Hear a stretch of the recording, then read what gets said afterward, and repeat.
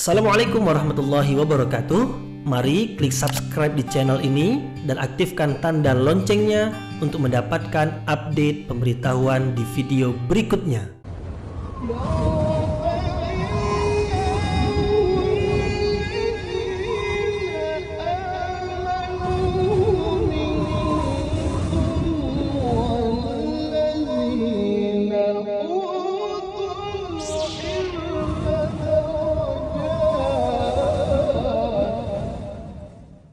A'udzubillahiminasyaitonirrajim. Bismillahirrahmanirrahim. Assalamualaikum warahmatullahi wabarakatuh.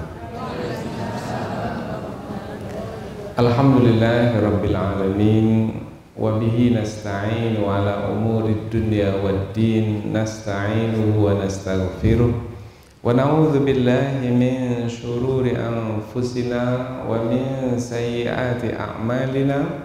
فمن يهده الله فلا مضل له ومن يضلل فلا هادي له. أشهد أن لا إله إلا الله وحده لا شريك له وأشهد أن محمدا عبده ورسوله لا نبي بعده. أما بعد, kita bersyukur kepada Allah Subhanahu wa taala yang masih melimpahkan rahmat dan nikmat-Nya. Kita bersyukur dengan mengucapkan Alhamdulillahirabbil alamin. Kemudian tidak lupa pula bersalawat kepada Rasulullah dengan mengucapkan Allahumma salli ala Sayyidina Muhammad wa ala ali Sayyidina Muhammad, dan bersalam kepada Rasulullah dengan mengucapkan Assalamu alayka ya Rasulullah. Alhamdulillah, kita dapat kembali meneruskan pengajian tafsir ayat-ayat suci Al-Quran yang insyaAllah kita akan teruskan kepada ayat yang keempat dan kelima, 4 dan 5 dari surah Hud, yang merupakan 2 ayat terakhir dari juz yang ke-11.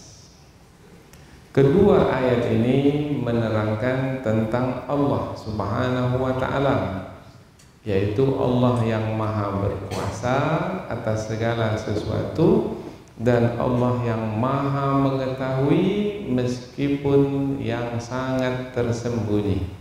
Jadi pembahasan 2 ayat ini adalah tentang Allah yang maha berkuasa lagi maha mengetahui. Kaitan antara ayat ini dengan ayat yang sebelumnya adalah di ayat yang sebelumnya Allah menerangkan di awal surah tentang Al-Quran. Al-Quran yang diturunkan oleh Allah kepada Nabi Muhammad sallallahu alaihi wasallam, ayatnya itu tersusun rapi, perkataannya itu tersusun rapi, bahkan huruf-hurufnya itu pun juga tersusun rapi. Kimat ayatuhu. Kemudian kandungan dari ayat-ayat tersebut disampaikan dengan terperinci sehingga jelas sekali apa yang terkandung di dalam setiap ayat, sehingga ayat Al-Quran enak dibaca, senang didengar, kemudian mudah difahami sehingga menjadi petunjuk di dalam hidup.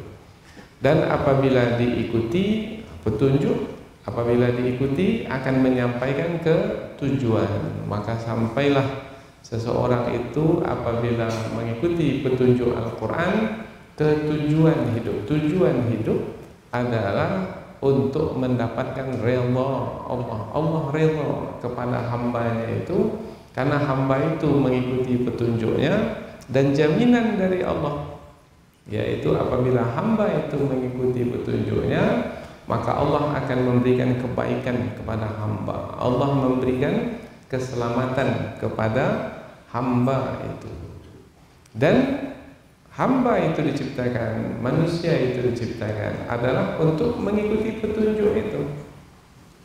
Karena Allah menciptakan manusia untuk beribadah kepadanya, maka petunjuk itu diturunkan supaya manusia dalam beribadah dengan benar, beribadah dengan tepat, sehingga mendatangkan manfaat, sehingga mendapatkan balasan.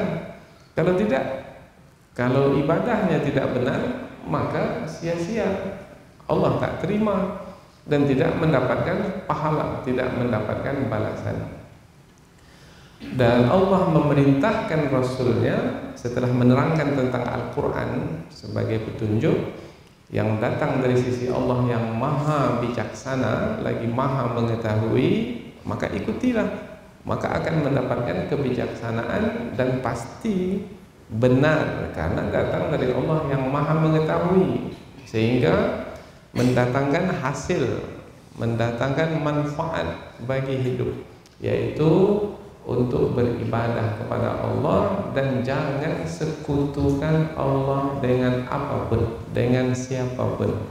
Nah, jadi pesan kepada Rasul yaitu Allah ta'budu illallah. Nabi pun menyampaikan kepada manusia dahulu, karena ayat ini turun di kota Mekah, ayat Makkiyah, maka manusia yang dimaksudkan dahulu adalah penduduk kota Mekah. Kemudian Nabi menyampaikan kepada mereka bahwasanya baginda adalah Rasul yang menyampaikan peringatan dan yang membawa kabar gembira. Beliau adalah seorang Rasul yang diutus, maka hendaklah manusia yang mendengar seruan Rasul menerimanya. Tak mau menerimanya berarti tak mau mengikuti petunjuk, karena tak akan percaya kepada apa yang Rasulullah sampaikan, tak mau mengikuti petunjuk, maka mereka telah melakukan pelanggaran, melanggar. Bermakna mereka melakukan kemaksiatan, pelanggaran, tersesat dari jalan yang benar. Nah, apabila melakukan pelanggaran karena memilih kesesatan, maka akan merusak kehidupan dirinya yang ia jalani dan kehidupan orang lain. Kalau suami, dia akan merusak istrinya. Kalau orang tua, dia akan merusak anaknya. Kalau pemimpin, dia akan merusak masyarakat banyak, anak negeri. Maka apabila Al-Quran telah diturunkan sebagai petunjuk, kemudian Rasul sudah diutus dan itu adalah kebenaran, terima, ikuti. Nah, apabila selama ini umpamanya tenggelam dalam kesesatan, sekaranglah masanya kembali ke pangkal jalan. Maka Allah menyeru manusia supaya kembali ke pangkal jalan, jangan terus melakukan pelanggaran, karena akan berakibat kepada pembalasan dari Allah Subhanahu wa taala berupa hukuman, berupa siksaan, berupa azab. Maka berikutnya Rasul yang diutus menyampaikan kepada manusia supaya meminta ampun kepada Allah, wa anistaghfiru rabbakum, supaya bertaubat kepada Allah, kembali kepada Allah. Bertaubat artinya kembali. Tadi tersesat, sudah kemana-mana, pergi mengikuti kehendak hawa nafsu, sudah meninggalkan jalan yang lurus, jalan yang benar. Sekarang tubuh kembali ke jalan yang benar. Maka Allah menjanjikan, mau kembali ke jalan yang benar, maka Allah akan memberikan balasan kebaikan. Hidup akan disenangkan, hati akan dilapangkan, jiwa akan didamaikan, rezeki akan dicukupkan. Maka nanti kehidupan menjadi kehidupan yang senang, mendapatkan kesenangan hidup. Sampai kapan? Sampai meninggal dunia. Sampai kapan? Setelah meninggal dunia, Allah akan memberi wa yu'ti kulla dzi fadlin fadlah. Allah akan memberikan balasan untuk orang yang berbuat baik. Di akhirat surga. Kemudian ada peringatan. Ujung ayat. Sebelum kita sambung ke ayat berikutnya dalam pertemuan ini, di ujung ayat ada peringatan. Peringatan yaitu apabila kamu berpaling, ini peringatan dari Rasul. Kalau kamu wahai manusia berpaling dari kebenaran yang kusampaikan ini, maka telah menanti untuk orang-orang yang berpaling azab yang besar di hari pembalasan. Nah, itu peringatan. Jangan sampai kamu berpaling dari kebenaran. Sudah peringatan di ayat yang sebelum ini, maka dilanjutkan dengan peringatan berikutnya. Nah, inilah dia pertemuan kita dalam kesempatan ini, yaitu apabila sebelum ini adalah peringatan akan mendapatkan balasan berupa siksaan di hari akhirat, maka peringatan berikutnya tidak ada satupun yang tidak menerima balasan di hari akhirat, karena semua manusia dikembalikan kepada Allah. Nah, jadi tak ada satupun yang tidak dikembalikan kepada Allah. Manusia semuanya tanpa terkecuali dikembalikan kepada Allah. Untuk apa? Untuk diputuskan nasibnya nanti, yaitu ada mahkamah, ada pengadilan Allah Subhanahu wa taala. Yang berbuat baik di dunia, mau mengikuti kebenaran dahulu ketika dunia, diberikan balasan kebaikan. Tak mau dia menerima kebenaran dahulu ketika dunia, maka akan menerima siksaan. Semua akan kembali menghadap Allah Subhanahu wa taala, dan tidak ada siapa yang mampu untuk lari dari kehendak dan kuasa Allah, karena Allah Maha berkuasa atas segala sesuatu. Ini peringatan. Jadi pertemuan kita ini adalah melanjutkan peringatan yang sebelumnya. Peringatan yang sebelumnya yaitu kalau tidak mau menerima kebenaran, nanti di hari akhirat ada siksaan yang besar menanti. Maka jangan sampai tidak menerima kebenaran. Kalau tak mau disiksa, terima kebenaran. Itu peringatan pertama. Peringatan yang kedua, tidak ada yang tidak kembali kepada Allah untuk mempertanggungjawabkan apa yang dilakukan ketika di dunia. Maka kita pun menjadi berhati-hati, karena setiap apa yang kita lakukan akan diputuskan nanti di hadapan Allah. Baik diberi balasan baik, buruk akan diberi balasan berupa siksaan. Kemudian Allah Subhanahu wa taala di ayat yang kelima menerangkan bahwasanya ada manusia yang mengaku beriman di hadapan Rasul, mengaku menerima kebenaran, mengikuti jalan yang lurus, tetapi sebenarnya yang ada di dalam hati adalah kekufuran. Di mulut mengaku beriman, tetapi sebenarnya menyimpan kekufuran.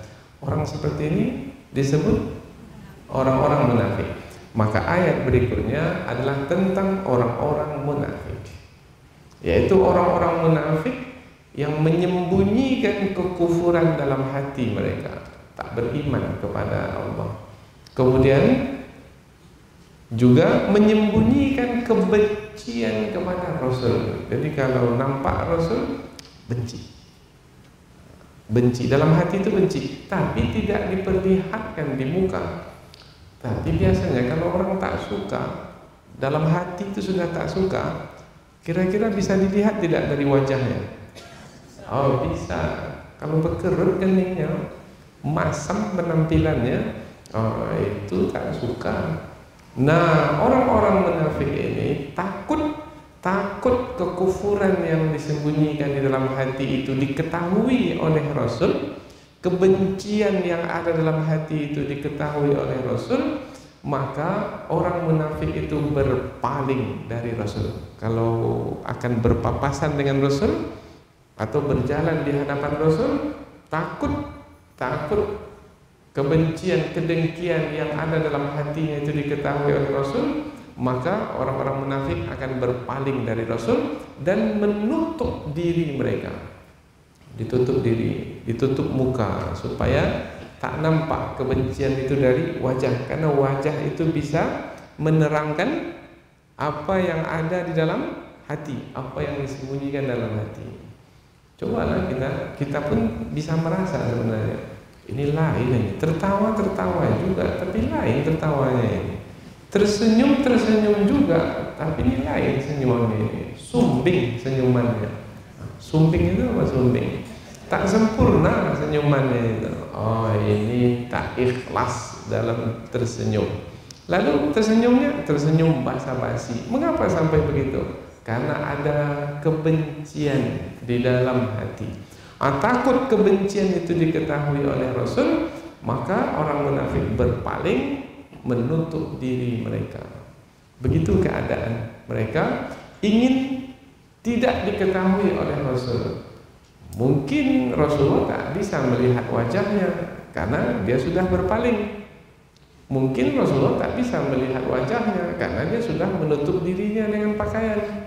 Tetapi apakah Allah tidak mengetahuinya?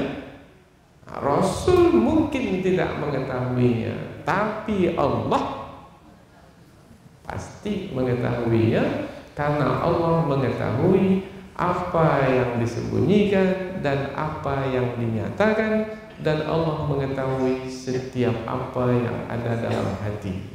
Oh, berarti ayat ini peringatan juga? Ya, peringatan juga. Jangan coba-coba menyembunyikan yang buruk di dalam hati. Kekufuran, kemusyrikan, kebencian, kedengkian, kesombongan. Jangan coba-coba menyembunyikannya dalam hati. Mungkin manusia tidak mengetahui, tetapi Allah Maha mengetahui. Innahu alimun bizatis sudur. Sesungguhnya Allah mengetahui apa yang terdapat di dalam dada.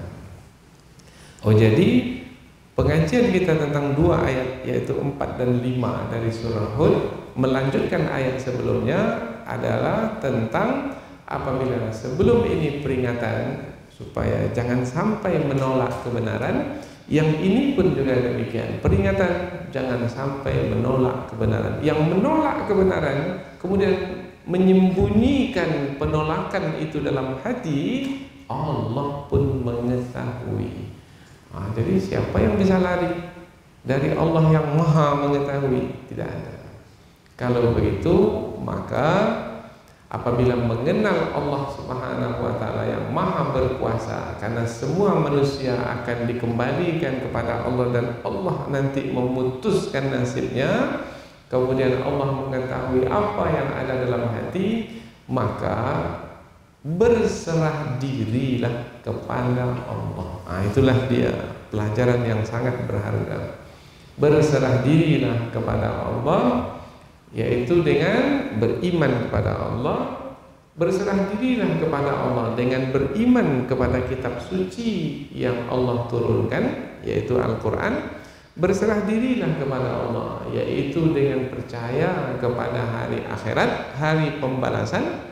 Kemudian berimanlah, berserah dirilah kepada Allah dengan beriman kepada Nabi Muhammad sebagai Rasul yang diutus oleh Allah. Inilah dia muqaddimah dari dua ayat yang akan kita pelajari, dan dua ayat ini adalah ayat terakhir, dua ayat terakhir dari juz yang ke-11 dari 30 juz Al-Quran. Selanjutnya kita pindah ke tafsir ayat. Sebelum kita tafsirkan ayat, kita akan baca dan terjemahkan ayat terlebih dahulu supaya kita lebih dekat dengan ayat yang kita pelajari ini. Allah Subhanahu wa ta'ala berfirman, A'udzu billahi minasyaitonir rajim. Bismillahirrahmanirrahim. Ilallahi marji'ukum wa huwa ala kulli syai'in qadir. Ala innahum yathnuna sudurahum liyastakhfu min. Ala hina yastaghshuna thiyabahum ya'lamu ma yusirruna wa ma yu'linun innahu alimun bidzatis sudur. Allah berfirman, ilallah, kepada Allah, marji'ukum, tempat kembali kamu, wa huwa, dan dialah Allah, ala kulli syai', atas tiap-tiap sesuatu, qadir, maha berkuasa. Kepada Allah lah tempat kembalimu, dan dialah Allah maha berkuasa atas tiap-tiap sesuatu, atas segala sesuatu. Ayat berikutnya, ala, ingatlah, innahum, sesungguhnya mereka, yathnuna, memalingkan maknanya berpaling dari yang tadinya menghadap kemudian membelakangi. Sudurahum, dada mereka, memalingkan dada mereka. Dada ini adalah yang ada di hadapan ini, dipalingkan. Nah, tadi dada menghadap Rasul, kemudian memalingkannya berarti membelakangi Rasul sekarang. Untuk apa? Untuk memalingkan wajah, karena wajah ini kan ikut sekali. Kalau dada ini dipalingkan, wajah ini ikut sekali, tak nampak wajah yang benci itu, yang benci kepada Rasul itu. Liyastakhfu, agar supaya mereka menyembunyikan diri mereka, minhu, daripada siapa? Daripada Nabi Muhammad sallallahu alaihi wasallam. Ayat ini menceritakan tentang orang munafik. Ya. Ala, ingatlah, jadikan peringatan, hina, yaitu ketika, yastaghshuna maknanya menutupi, siyabahum, diri mereka, dengan pakaian mereka, ditutupi dengan pakaian supaya tak nampak wajah mereka, diri mereka. Ya'lamu, Allah mengetahui, ma yusirrun, apa-apa yang mereka sembunyikan, wa ma yu'linun, dan apa-apa yang mereka lahirkan, yang mereka nyatakan. Innahu, sesungguhnya dia Allah, alim, maha mengetahui, bidzatis sudur, apa-apa yang ada di dalam dada. Apa yang ada dalam dada? Kekufuran yang disimpan, Allah mengetahui. Kebencian yang disimpan dalam dada, dalam hati, Allah mengetahui.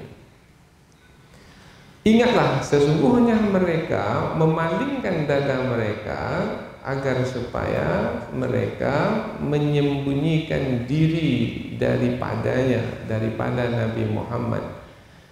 Ingatlah ketika mereka menutupi diri mereka dengan pakaian mereka, Allah mengetahui apa-apa yang mereka sembunyikan dan apa-apa yang mereka lahirkan.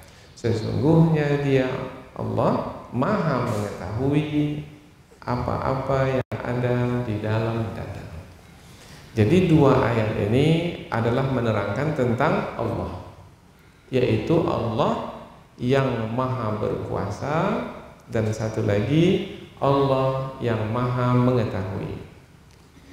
Berarti kaitannya dengan ayat sebelum ini adalah apabila ayat sebelum ini tentang rukun iman, tentang Allah, tentang kitab suci, tentang hari akhirat, tentang Rasul yang diutus, bermakna dua ayat yang akan kita pelajari ini menerangkan lebih lanjut tentang Allah Subhanahu wa taala.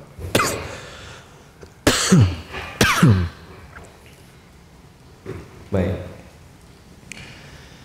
Selanjutnya kita pindah ke tafsir ayat, yaitu penjelasan yang lebih panjang dari ayat. Tujuannya supaya kita lebih dekat dengan kandungan ayat, sehingga kita menjadikan ayat ini, ketika menjadikan ayat ini sebagai petunjuk, mudah bagi kita untuk mengikuti kandungan ayat ini, sehingga mudah bagi kita mengikuti petunjuk, yaitu kita akan semakin dekat, kita akan semakin mengenal Allah Subhanahu wa taala melalui kedua ayat ini, Karena Allah Subhanahu wa taala menerangkan tentang dirinya. Dalam ayat ini Allah berfirman, "Ilallahi marji'ukum," kepada Allah lah tempat kembalimu.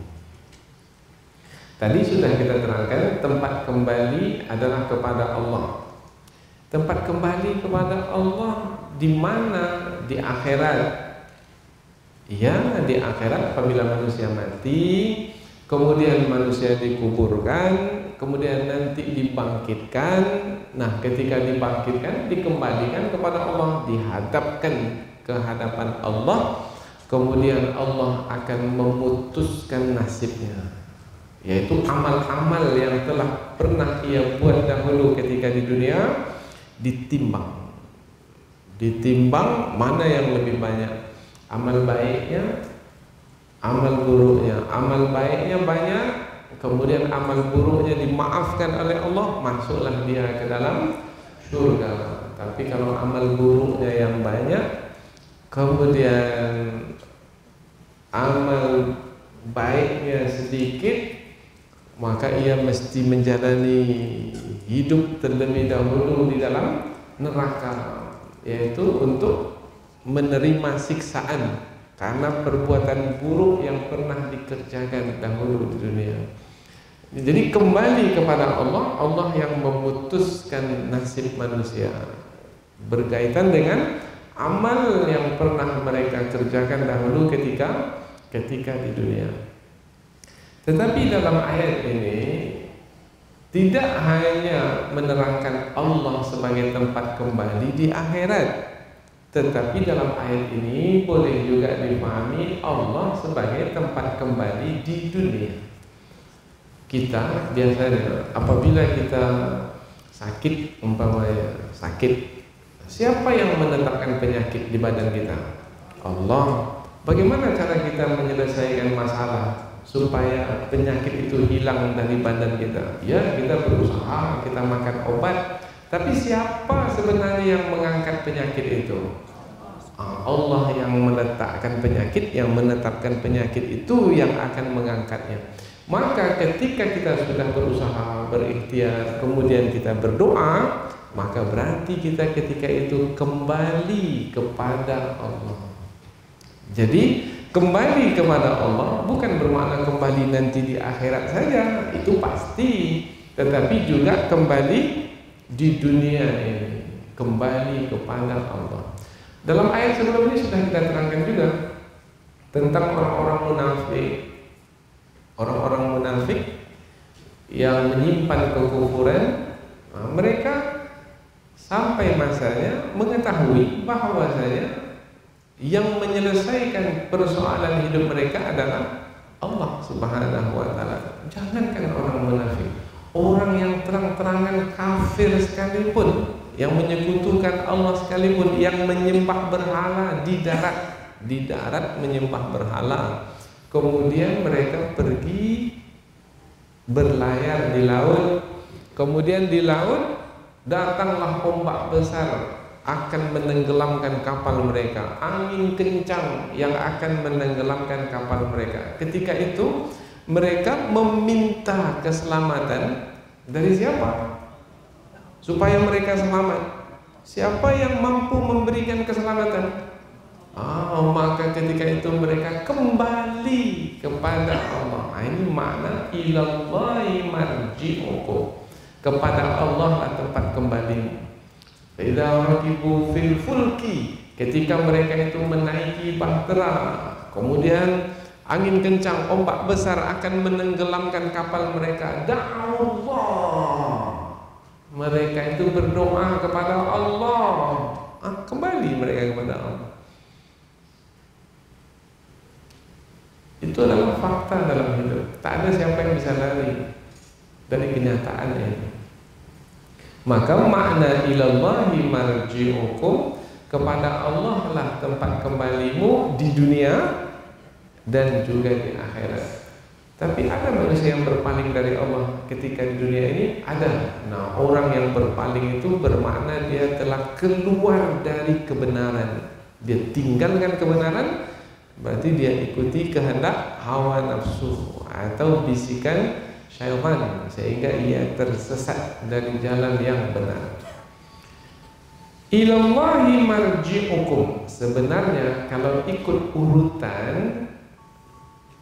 urutan bahasa, marji'ukum ilallah, sebenarnya marji'ukum ilallah. Mengapa ilallah ini diangkat ke depan? Maka penjelasannya adalah untuk menerangkan pentingnya memahami bahwasanya tempat kembali manusia itu adalah Allah. Nah, untuk menerangkan pentingnya Allah sebagai tempat kembali manusia, diangkat ke depan. Jadi yang diangkat itu, yang dikedepankan itu adalah yang penting. Untuk menerangkan pentingnya, maka disebut terlebih dahulu ilallah, kepada Allah, marji'ukum, tempat kembali kamu. Jadi kalau pada akhirnya manusia kembali kepada Allah, maka persiapkanlah diri sebelum kembali kepada Allah. Kalau tidak menyiapkan diri, memilih kesesatan karena mengikuti kehendak hawa nafsu, maka bagaimana nasib dirinya nanti di hadapan Allah Subhanahu wa ta'ala? Sengsara, ya, di dunia bersengsara. Siapa yang berpaling dari Allah di dunia sengsara, dan nanti di akhirat pun juga sengsara. Wa man a'rada an dzikri, siapa yang berpaling dari peringatanku, petunjuk yang telah Allah turunkan, ditinggalkan, diabaikan, berpaling dari petunjuk, fa inna lahu, maka sesungguhnya baginya ma'isyatan dongka, baginya kehidupan yang sempit, kehidupan yang susah. Mengapa saya disusah ya? Ada kesusahan di hati, menderita, akhirnya stres, tertekan batin, tak nyaman dalam hidup, sengsara karena berpaling dari kebenaran di dunia itu. Di akhirat, kalau di hari akhirat, wa nahsyuruhum yaumal qiyamati a'ma, kemudian Allah akan membangkitkannya dalam keadaan buta. Rabbi lima hasyartani a'ma wa qad kuntu basira, ya Allah, mengapa engkau bangkitkan aku di hari akhirat ini dalam keadaan buta? Karena aku dahulu di dunia bisa melihat, mengapa sekarang ini buta pula? Maka kadzalika atatka ayatuna fanasitaha, dan demikianlah dulu ketika di dunia telah datang ayat-ayat kami kepadamu, kamu melupakannya berpaling. Fakadzalika al-yauma tunsa, maka pada hari ini pun kamu dilupakan. Dahulu ketika di dunia melupakan, maka sekarang kamu dilupakan. Berarti semuanya kembali kepada Allah, ya, kembali kepada Allah. Ada siapa yang mampu untuk tidak kembali kepada Allah? Tidak ada. Apa sebab? Yang berkuasa adalah Allah, dan Allah Maha berkuasa atas segala sesuatu. Atas manusia, ya, atas manusia. Siapapun manusia itu, wa huwa ala kulli syai'in qadir, dan dia Allah Maha berkuasa atas segala sesuatu. Berarti kesimpulan dari ayat ini adalah ayat peringatan. Kalau disebut ayat peringatan berarti mengingatkan. Mengingatkan siapa? Peringatan mengingatkan yang lalai, supaya yang lalai menjadi ingat, menjadi sadar. Mengingatkan siapa? Mengingatkan yang sudah ingat. Yang sudah ingat itu perlu juga diingatkan lagi. Ya, perlu juga diingatkan supaya lebih kuat ingatannya. Karena apabila ingatan kita lemah, maka nanti ketika diuji dengan ujian, hilang kesadarannya. Akhirnya lalai dari mengikuti kebenaran. Maka perlu terus mendapatkan peringatan. Saya sudah ingat ini, tak perlu lagi diingatkan. Jangan, ingat. Kalau mendapat peringatan, maka bersyukur. Saya sudah ingat, bersyukur dapat peringatan. Setiap kali kita naik pesawat, selalu kita diingatkan untuk memakai kalau ada masalah nanti memakai jaket keselamatan. Selalu. Padahal kita transit umpamanya, naik pesawat ini transit, kemudian naik lagi pesawat, kemudian turun lagi sampai 3 kali. 3 kali naik pesawat, 3 kali diingatkan. Dan tak ada penumpang yang mengatakan, sudahlah, tadi di pesawat sebelum ini kami sudah diingatkan, jangan ingatkan lagi kami sekarang. Enggak. Kalau orang yang mengatakan seperti itu sombong namanya. Maka kalau ada orang yang mengingatkan, terima kasih, diingatkan lagi, sudah ingat, alhamdulillah. Karena dengan senantiasa dalam keadaan ingat, kita akan tetap berhati-hati dan berwaspada, sehingga kita tetap istiqamah, tetap pendirian mengikuti kebenaran. Ayat yang kelima, ayat yang berikutnya, yaitu ala innahum yasnuna sudurahum. Ini menerangkan tentang orang munafik.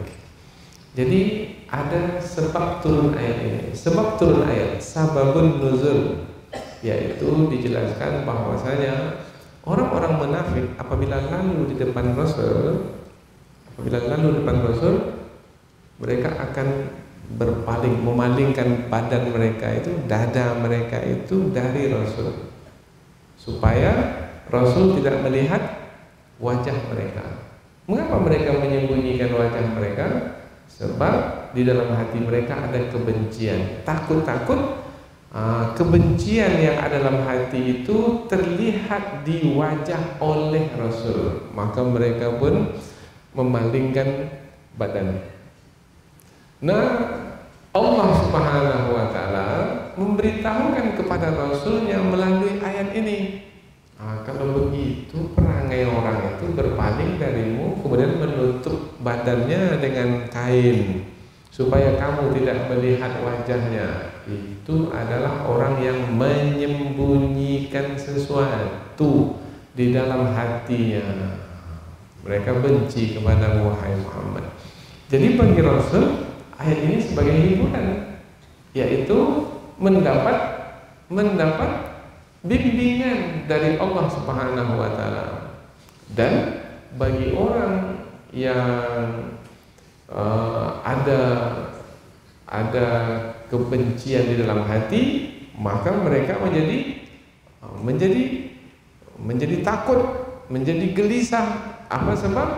Sebab yang mereka sembunyikan dapat diketahui oleh Rasul. Karena mereka coba untuk lari dari Rasul, tapi mereka tak bisa lari dari Allah, karena Allah memberitahukan kepada Rasulnya tentang mereka itu. Maka orang munafik sepintar apapun untuk lari, menyembunyikan diri, karena orang munafik itu menyembunyikan kekufuran, kebencian dalam hati mereka. Sehebat apapun menyembunyikan diri mereka dari orang beriman, mereka tidak akan dapat menyembunyikan diri. Apa sebab? Sebab Allah yang Maha Tahu tentang keadaan mereka akan memberitahukan kepada orang-orang beriman. Sekarang pandai nih orang munafik ini. Orang munafik ini pandai. Orang munafik ini siapa ini? Orang yang bermuka-muka, mukanya banyak, tak satu mukanya. Kalau bersama orang-orang beriman, mukanya muka orang beriman. Tapi kalau mereka kembali kepada teman-teman mereka sesama kafir, maka mereka katakan, kami juga kafir seperti kamu. Ini sudah disebutkan di awal surah Al-Baqarah, yaitu wa idza laqul ladzina amanu qalu amanna. Apabila mereka bertemu dengan orang-orang beriman, mereka mengatakan kami beriman seperti kamu. Wa idza khalau ila syayatinihim, apabila mereka kembali bersunyi-sunyi bersama dengan syayatinihim, syaitan-syaitan mereka, syaitan-syaitan kawan-kawan mereka dalam kekufuran, qalu inna ma'akum, sesungguhnya kami bersama dengan kamu. Innama nahnu mustahzi'un, sesungguhnya kami ini hanya mengolok-olok orang beriman itu, mengaku beriman untuk mengolok orang-orang beriman. Apa mereka berhasil? Entah. Apa sebab? Mereka yukhadi'una Allah wa huwa khadi'uhum. Mereka mencoba menipu Allah. Enggak, Allah yang menipu mereka. Karena Allah Subhanahu wa taala mengetahui apa yang mereka kerjakan sampai waktunya, maka Allah memberitahukan bahwasanya mereka pembohong, pendusta, penipu. Lain di mulut, lain di hati. Seperti apa perumpamannya? Seperti musang berbulu ayam. Dia mau terkam anak ayamnya itu. Kalau dia memperlihatkan dirinya sebagai musang, maka dia akan diserang oleh induk ayam. Nah, supaya induk ayam tidak menyerangnya, maka dia seperti berbulu ayam. Maka induk ayam terkecoh, tertipu. Rupanya dia mau menerkam anak ayam. Ini perumpamaan orang munafik. Seperti musang berbulu ayam, menggunting dalam lipatan. Tak nampak dari luar, tak nampak ada apa-apa. Rupanya sudah koyak-koyak kain itu di dalam, karena dia menggunting dalam lipatan. Ini orang-orang munafik. Ada orang itu sekarang? Oh, banyak sekali. Bagaimana cara menghadapinya? Jalin hubungan dengan Allah. Allah yang maha mengetahui tentang mereka itu akan memberitahukan kepada kita, sehingga kita terselamat dari tipu daya mereka. Mereka itu ada sepanjang zaman. Pada masa Rasul ada, pada masa sekarang pun juga ada. Maka kepada mereka diperintahkan Rasul untuk menyampaikan, yaitu ala, ingatlah, innahum yasnuna sudurahum liyastakhfu min.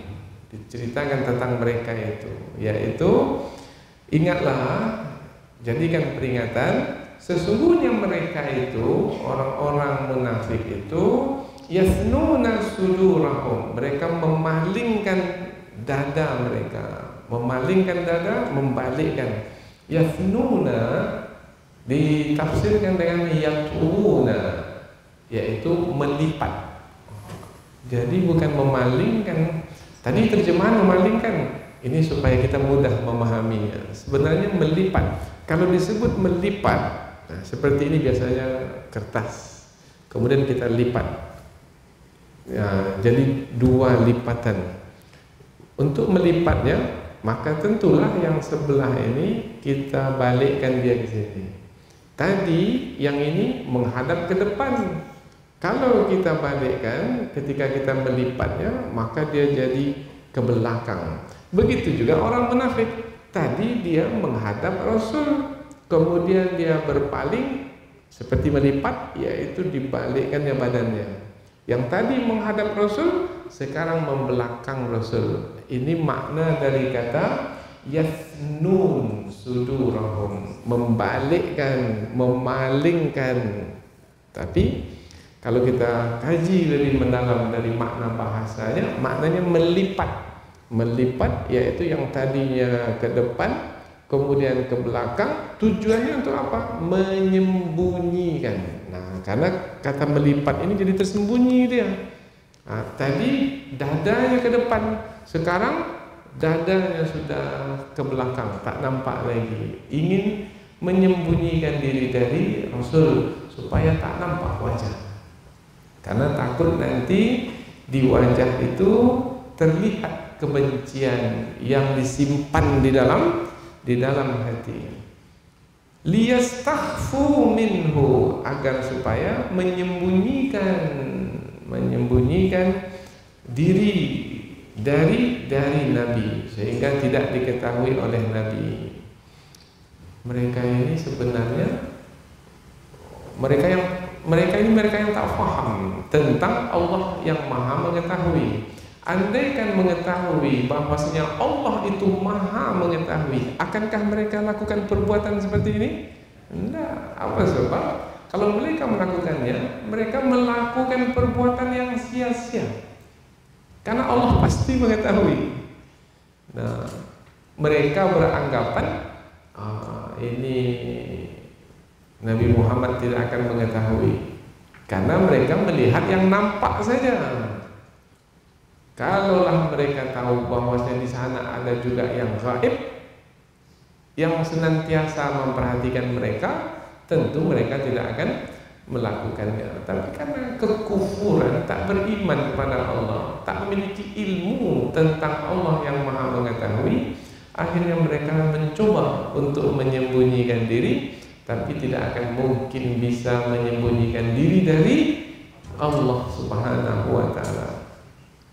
Ala, ingatlah, ala ini ada tanbih. Ada tanbih maknanya adalah perkataan yang digunakan untuk menarik perhatian.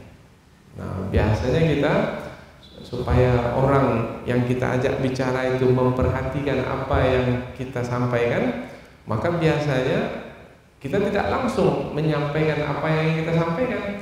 So, kalau langsung kita menyampaikan, boleh jadi perkataan yang pertama, kedua, permulaan perkataan itu tak didengar. Maka biasanya kita mengatakan perhatian. Nah, biasanya kita begitulah. Perhatian, kita mau menyampaikan satu pengumuman yang penting, satu pernyataan yang penting, supaya mereka ini tidak terlepas dari permulaan perkataan. Maka biasanya kita menyebut perhatian. Maka semuanya pasang telinga. Nah, di dalam bahasa Arab, untuk menarik perhatian itu menggunakan kata ala. Jadi kata ala itu digunakan untuk menarik perhatian. Ala, maka semuanya dengar. Ini apa yang mau disampaikan ini? Nah, yang mau disampaikan adalah innahum yafnuna sudurahum. Yang ingin disampaikan adalah tentang orang-orang munafik yang memalingkan diri mereka, ingin menyembunyikan apa yang tersimpan di dalam hati. Mereka tak mau memperlihatkan wajah karena takut diketahui apa yang mereka sembunyikan dalam hati berupa kebencian. Ini kita ulang berkali-kali supaya paham. Karena ada yang mengatakan pengajian tafsir itu berat sekali, Ustaz. Mana pula berat? Bisa paham?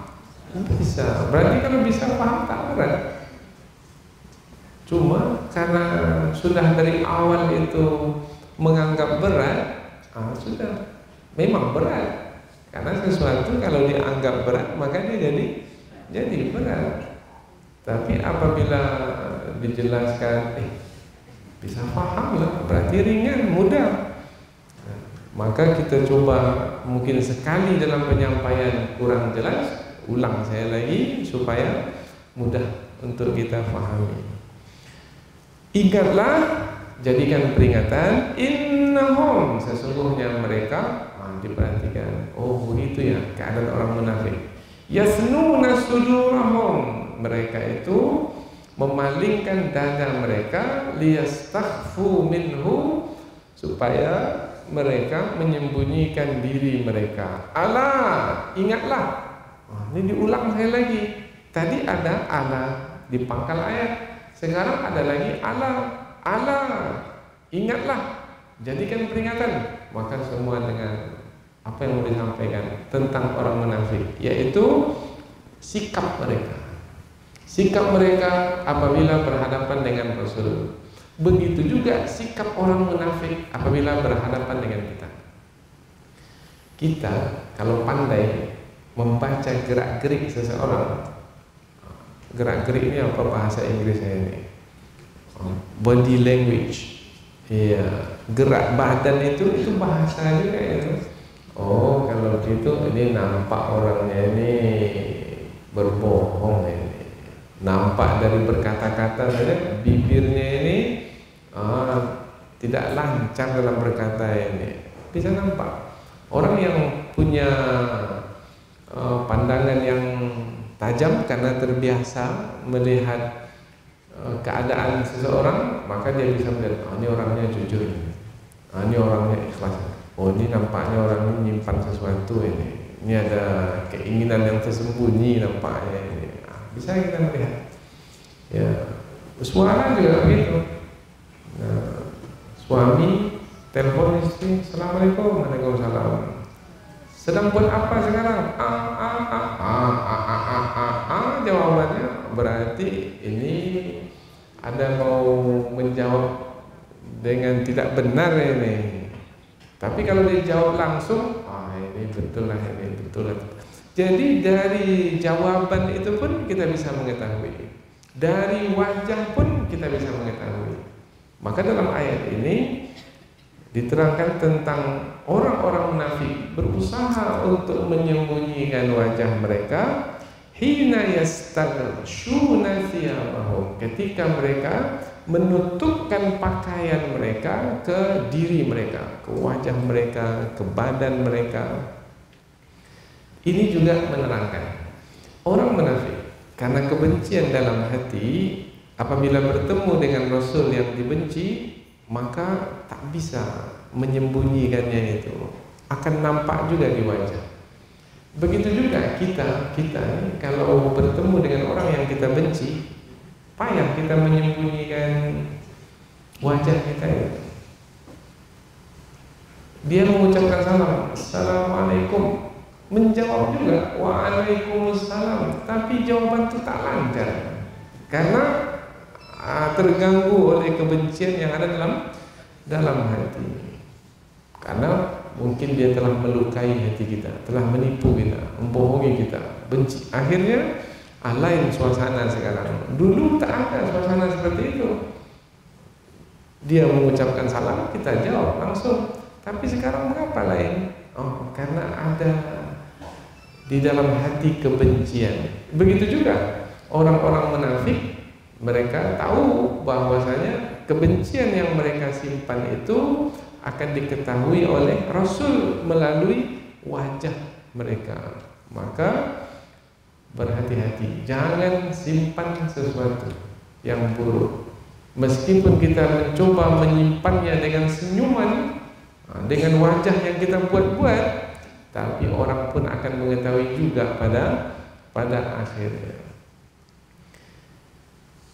Kemudian Allah Subhanahu wa taala langsung menerangkan tentang dirinya, bahwasanya Allah mengetahui apa yang dilakukan oleh orang-orang munafik. Ya'lamuna ma yusirrun, ya'lamu ma yusirrun. Allah mengetahui apa yang mereka sembunyikan, wa ma yu'linun, dan apa yang mereka nyatakan. Mengapa dua-dua disebut di sini? Sebenarnya kalau Allah sudah mengetahui yang disembunyikan, tentunya Allah juga mengetahui yang dinyatakan. Tapi mengapa dua-dua disebut? Maka diterangkan ilmu Allah mengetahui yang tersembunyi, kekuatan mengetahui yang tersembunyi dengan kekuatan mengetahui yang nyata sama. Kita ini tak punya kekuatan yang sama. Mengetahui yang nyata cepat sekali. Dengan kekuatan pengetahuan kita bisa. Tapi untuk mengetahui yang tersembunyi, kita teliti dulu, kita perhatikan dulu, mengambil waktu terlebih dahulu. Nah, barulah kita mengetahui. Jadi mengetahui yang tersembunyi, kita memerlukan kekuatan lebih untuk mengetahuinya. Tapi bagi Allah yang nyata, yang tersembunyi, tak ada beda bagi Allah. Allah mengetahuinya dengan mudah. Ini makna ma yusirrun, disebut apa-apa yang mereka sembunyikan, wa ma yu'linun, dan apa-apa yang mereka nyatakan. Disebut dua-dua itu sekali adalah untuk menerangkan bagi Allah untuk mengetahui sama saja yang dinyatakan atau yang disembunyikan, amatlah mudah bagi Allah untuk mengetahui. Innahu alimun bidzatis sudur. Ini ujung ayat ini adalah ta'liliyah. Ta'liliyah ini menerangkan bahwasanya ketahuilah wahai manusia bahwasanya Allah Yang maha mengetahui itu mengetahui apa saja yang ada di dalam dada, meskipun disembunyikan di dalam hati yang paling dalam sekalipun, Allah mengetahui.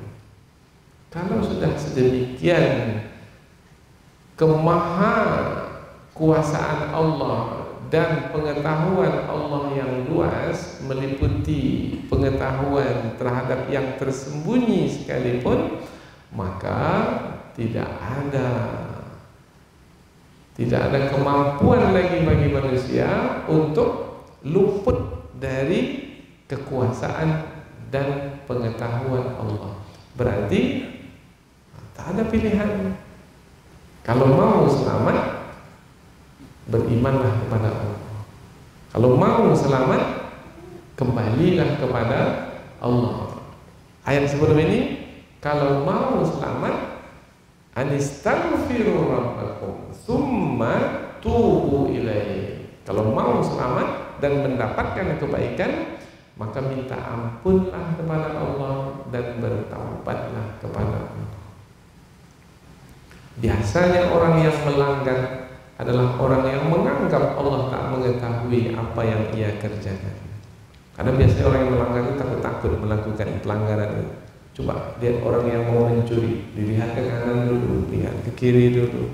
Oh, tak ada orang yang tahu, maka dia pun mengambil harta orang lain. Oh, dia luput perhatiannya, terlepas pandangannya. Ya, manusia tak melihat, tetapi Allah melihat. Nah, ketika ia mengetahui Allah melihat, meskipun manusia tak melihat, tapi Allah melihat, tak berani dia mengambil hak orang lain. Itu adalah pengaruh atau kesan dari pengetahuannya tentang Allah yang maha mengetahui. Allah yang maha berkuasa, tidak ada yang melakukan perbuatan yang tidak akan mempertanggungjawabkannya nanti di hadapan Allah, dan Allah akan memberikan balasan. Mampu tidak untuk menanggung siksaan dari Allah sebagai balasan dari perbuatan buruk yang dikerjakan di dunia?